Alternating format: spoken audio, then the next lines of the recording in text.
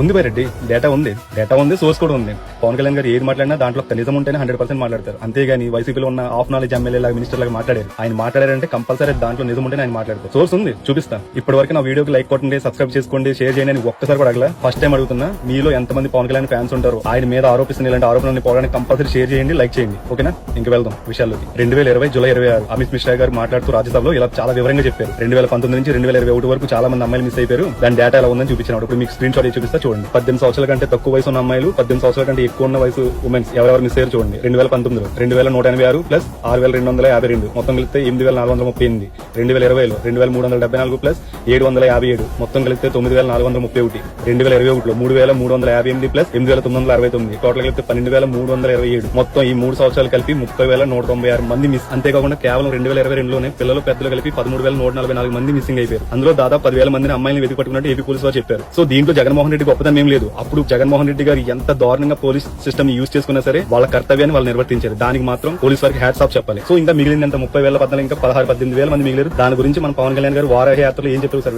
30,000 మంది అమ్మాయిలు మిస్ అయిపోతే దాంట్లో 14,000 మంది తిరిగి వచ్చారని చెప్తా ఉన్నారు పోలీసు. మిగతా 18,000 మంది ఏమయ్యారు? 18,000 పైచులకు అమ్మాయిలు ఇంటికి రాకపోతే నువ్వు ఒక రివ్యూ మీటింగ్ ఎందుకు పెట్టలేదు? బీజేపీ గారిని కూడా అడుగుతున్నా, ఒక రివ్యూ మీటింగ్ ఎందుకు పెట్టలేదు? మీరు ఎందుకు మిస్ అవుతున్నారు?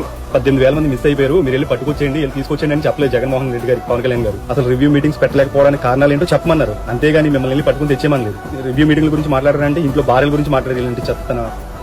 ఇప్పుడు అర్థమైందా పవన్ కళ్యాణ్ గారు ఎందుకు అలా మాట్లాడారో? వెళ్ళి పిల్ల బచ్చా వేషాలు రీల్ చేసుకోబారెడ్డి, అంతేగాని నోటుకు వచ్చినట్టు వాక్. ఇప్పుడు అమ్మాయికి తీసుకెళ్లి నీ కొవ్వలో పెట్టుకో. ఎవడైతే 30,000 అమ్మాయిలు మిస్సింగ్ అన్నారు వాగారో ఇప్పుడు మాట్లాడరా పిల్ల బచ్చా నాయాలారా, మాట్లాడండి ఇప్పుడు.